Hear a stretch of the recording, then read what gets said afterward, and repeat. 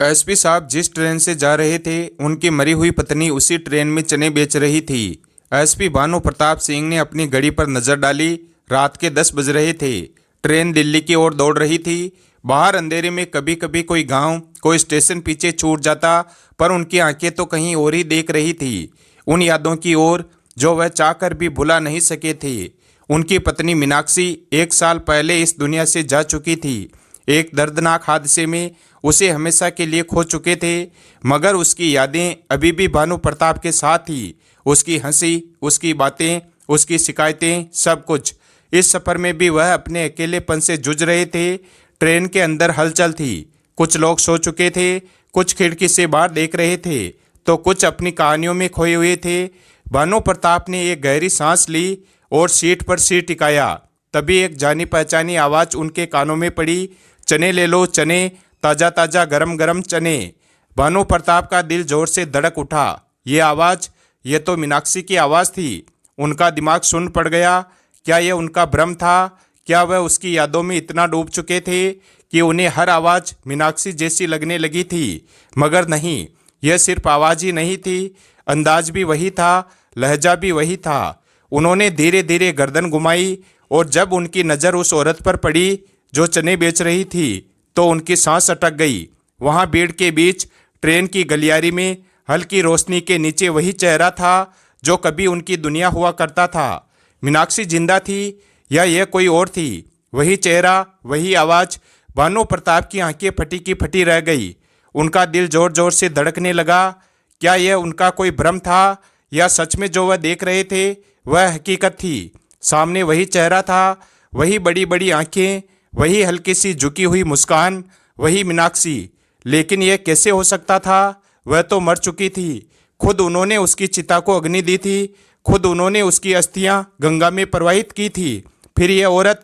भानु प्रताप की पूरी दुनिया जैसे हिल गई थी। उनकी उंगलियां कांपने लगी।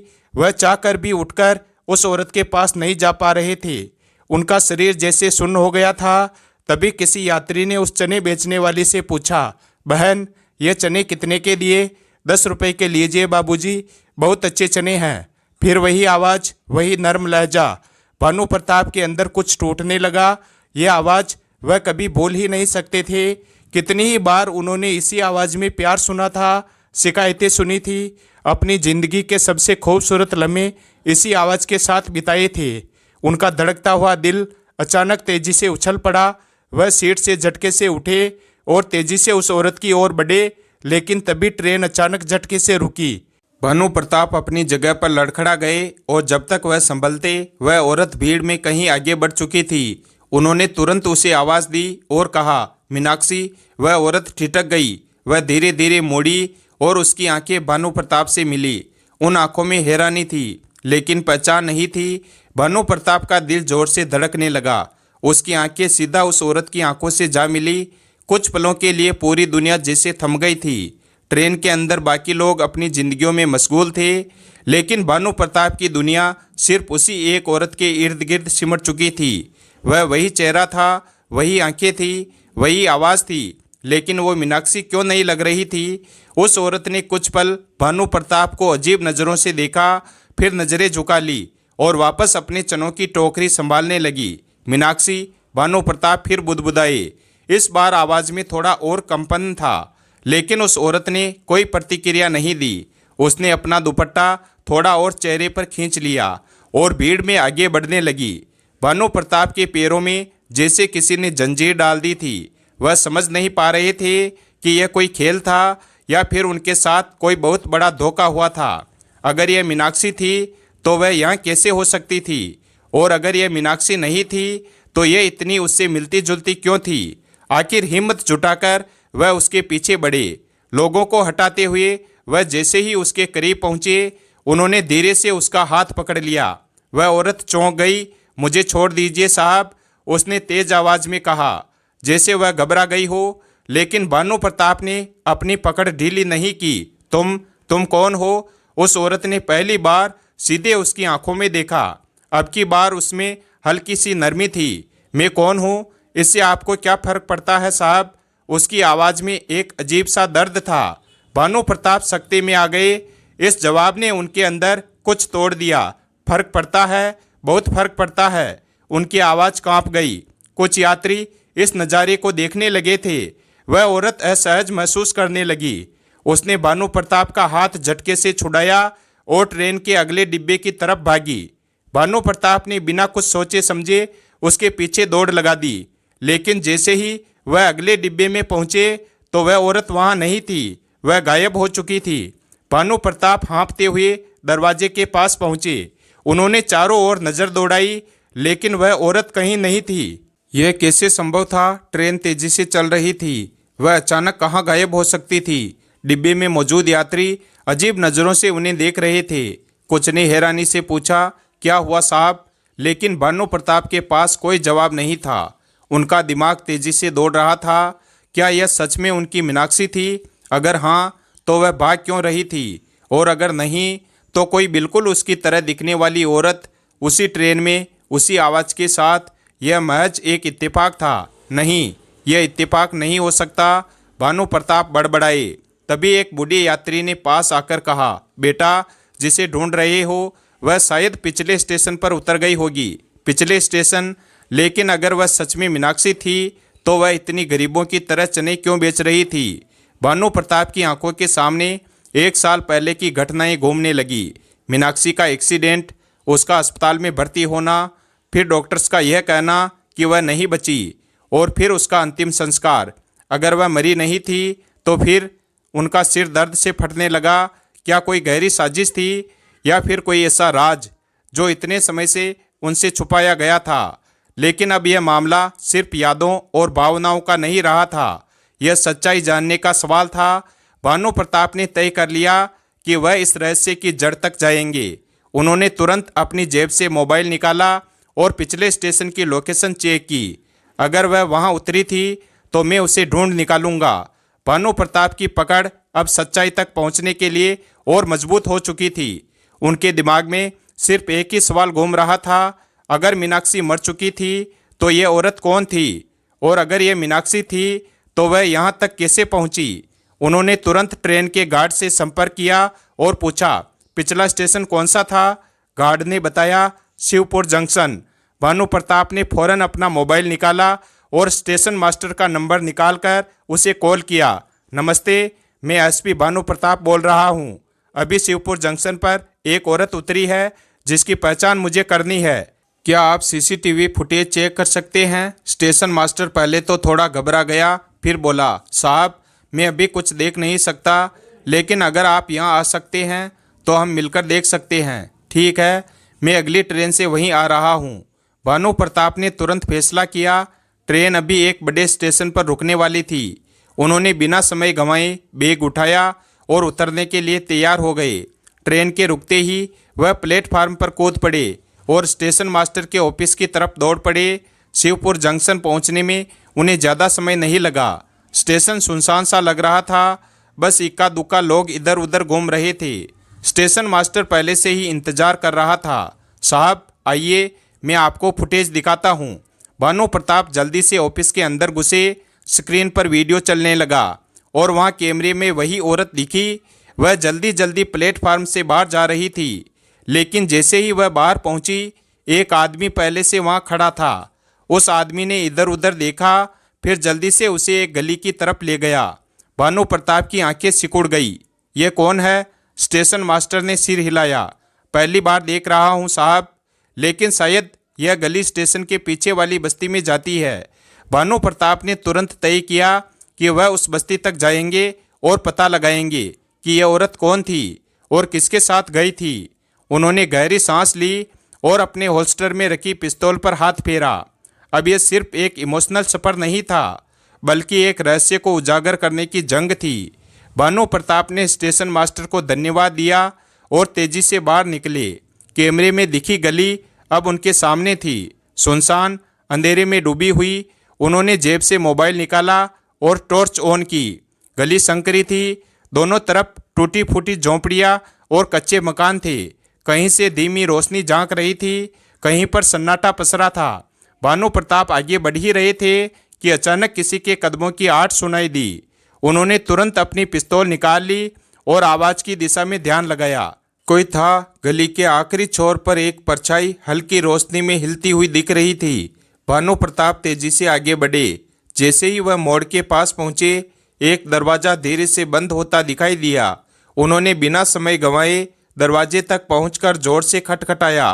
कौन है? अंदर से एक महिला की आवाज आई। पुलिस, दरवाजा खोलो। भानु प्रताप की आवाज सख्त थी। कुछ पलों तक सन्नाटा रहा, फिर दरवाजा धीरे धीरे खुला। अंदर जो औरत खड़ी थी, उसे देखते ही भानु प्रताप की सांस अटक गई।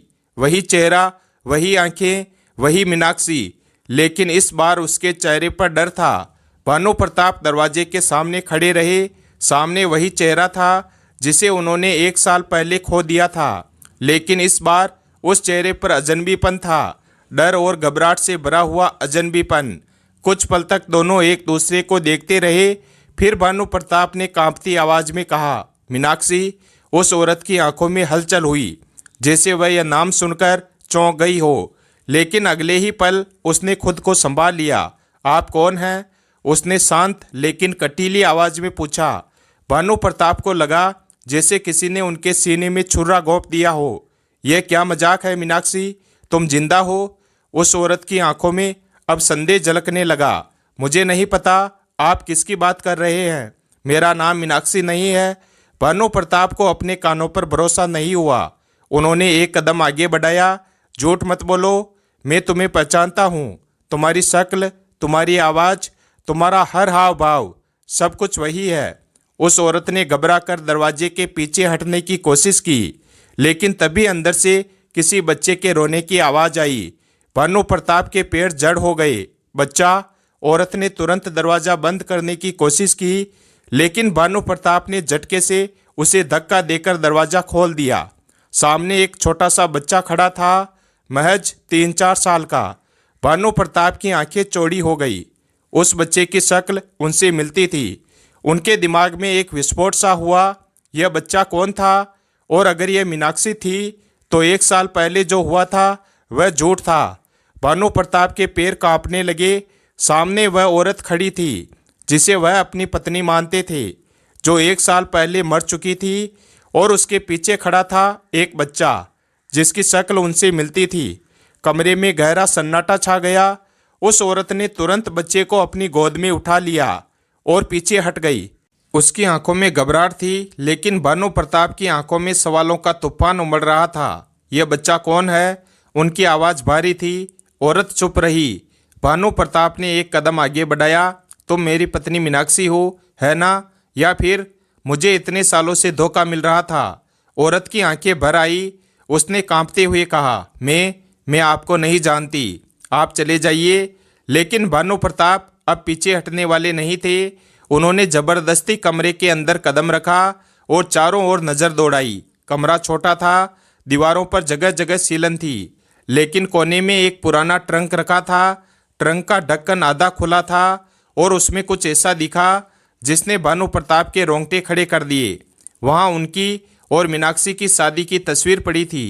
भानु प्रताप ने कांपते हुए वह तस्वीर उठाई और मीनाक्षी की तरफ देखा। अब भी कहोगी कि तुम मुझे नहीं जानती? मीनाक्षी की आंखों से आंसू गिरने लगे। वह सुबकते हुए दीवार के सहारे बैठ गई और बच्चा उसकी गोद में दुबक गया। अब सच छुप नहीं सकता था। भानु प्रताप ने धीरे से कहा, मीनाक्षी, सच बताओ, तुम जिंदा कैसे हो? और इस 1 साल में तुम कहाँ थी? मीनाक्षी की आंखों में गहरी तकलीफ झलक रही थी। उसने धीरे से सिर उठाया और कांपती आवाज में कहा, सच बहुत दर्दनाक है भानु, और शायद तुम इसे जानने के लिए तैयार नहीं हो। मीनाक्षी की आंखों से आंसू बह रहे थे, लेकिन भानु प्रताप अब और इंतजार नहीं कर सकते थे। उन्होंने ठंडी आवाज में कहा, अब सच छुपाने का कोई फायदा नहीं है, मुझे सब कुछ जानना है। मीनाक्षी ने गहरी सांस ली। उसने अपनी गोद में बैठे बच्चे को सीने से लगाया, फिर कांपती हुई आवाज में बोली, जिस दिन मेरा एक्सीडेंट हुआ था उस दिन मैं मरी नहीं थी, मुझे मारने की कोशिश की गई थी। भानु प्रताप का पूरा शरीर सुन्न पड़ गया। क्या मारने की कोशिश? मीनाक्षी ने धीरे से सिर हिलाया। उसकी आंखों में खौफ उतर आया था, जैसे वह फिर से उसी रात को जी रही हो। एक्सीडेंट के बाद जब मुझे अस्पताल ले जाया गया तब मैं अधमरी थी, लेकिन उससे पहले ही किसी ने मुझे वहां से गायब कर दिया। भानु प्रताप की सांसें अटक गई। किसने? मीनाक्षी के होठ कांपे। उसने धीमे स्वर में कहा, तुम्हारे ही घर के किसी अपने ने। भानु प्रताप का दिमाग जन्ना गया। कौन था वह और उसने ऐसा क्यों किया? मीनाक्षी की आंखों में नफरत और डर एक साथ झलकने लगा। उसने बच्चे के सिर पर हाथ फेरा और फर्श की तरफ देखते हुए बमुश्किल कहा, तुम्हारे बड़े भाई अजय ने। भानु प्रताप को लगा जैसे किसी ने उनके दिल पर वार कर दिया हो। उनका अपना भाई, लेकिन क्यों? उन्होंने आगे बढ़कर मीनाक्षी के कंधे पकड़ लिए। मीनाक्षी, पूरा सच बताओ, आखिर अजय ने ऐसा क्यों किया? मीनाक्षी की आंखों से फिर आंसू बह निकले, क्योंकि उसे डर था कि यह बच्चा उसकी दौलत छीन लेगा। भानु प्रताप की मुट्ठियां भींच गई। उनका अपना भाई अजय, उसने मीनाक्षी को मारने की कोशिश की और यह बच्चा। भानु प्रताप का गला सूखने लगा। उन्होंने कांपती आवाज में पूछा, क्या मतलब? वह इस बच्चे से अपनी दौलत खोने से क्यों डरता था? मीनाक्षी ने बच्चे को और कसकर पकड़ लिया, जैसे उसे किसी अनदेखे खतरे से बचा रही हो। फिर उसने धीमी कांपती आवाज में कहा, क्योंकि यह बच्चा तुम्हारा वारिस है भानु। भानु प्रताप की आंखें फटी की फटी रह गई। उन्होंने झटके से बच्चे की ओर देखा। उनके अंदर की पुलिस की तेजी और एक पति और पिता की भावनाएं आपस में टकरा रही थी। तुम कहना चाहती हो कि अजय को यह बच्चा रास्ते का कांटा लग रहा था? मीनाक्षी ने सिर झुका लिया।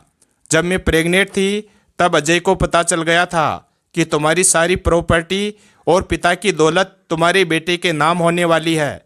उसे लगा कि अगर मैं और यह बच्चा रास्ते से हट जाएं तो सब कुछ उसी का होगा। भानु प्रताप की सांसें तेज हो गई। उनके दिल में गुस्से और दर्द की लहर उठी। इसलिए उसने तुम्हें मारने की कोशिश की। मीनाक्षी की आंखों में आंसू छलक पड़े। उसने मेरी गाड़ी के ब्रेक फेल करवा दिए थे भानु। अब सारी कड़ियां जुड़ने लगी थी, लेकिन तुम बच गई। फिर मीनाक्षी ने सिर हिलाया। हाँ, लेकिन अस्पताल पहुंचने से पहले ही अजय के आदमियों ने मुझे वहां से उठा लिया। मुझे मरा हुआ दिखाने के लिए उन्होंने किसी और का जला हुआ शव तुम्हें सौंप दिया और तुमने उसे ही मेरी लाश समझकर अंतिम संस्कार कर दिया। भानु प्रताप के पैरों तले जमीन खिसक गई। तो 1 साल से तुम?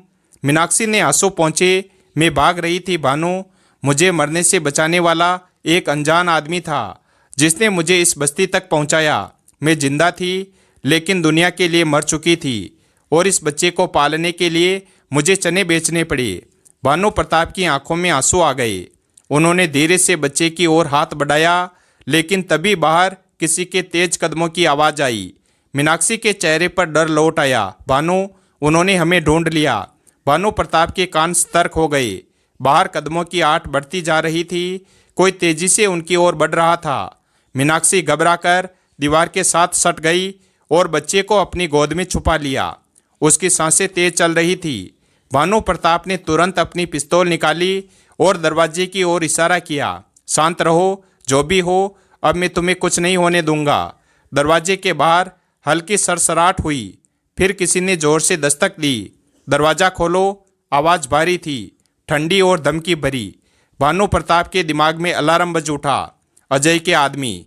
उन्होंने इशारे से मीनाक्षी को पीछे हटने के लिए कहा और खुद धीरे से दरवाजे के पास गए। कौन है? उन्होंने सख्त आवाज़ में पूछा। यहाँ सवाल पूछने वाले तुम नहीं हो एसपी साहब। हमें पता है कि तुम अंदर हो और तुम्हारे साथ वह औरत भी। दरवाज़ा खोलो, वरना अच्छा नहीं होगा।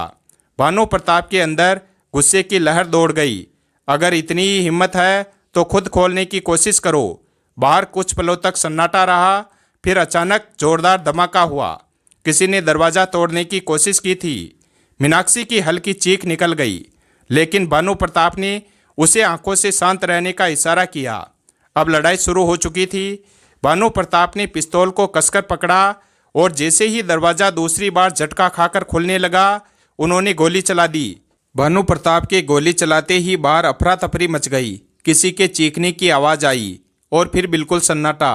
मीनाक्षी कांपती हुई कोने में दुबकी रही। बच्चा उसकी गोद में सहमा हुआ था। भानु प्रताप सांस रोककर दरवाजे की ओर देखते रहे। उनकी पिस्तौल अभी भी उठी हुई थी। क्या कोई मरा था या वे सिर्फ डर गए थे?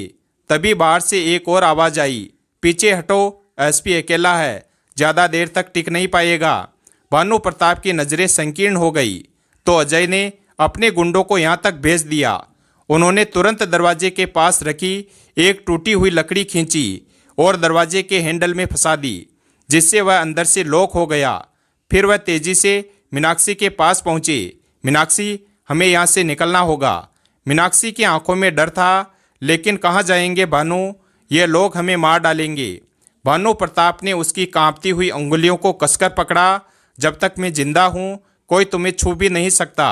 उन्होंने चारों ओर देखा। कमरा छोटा था, लेकिन पीछे की दीवार में एक टूटी खिड़की थी। यही एक रास्ता बचा है। भानु प्रताप ने तुरंत खिड़की से बाहर झांक कर देखा।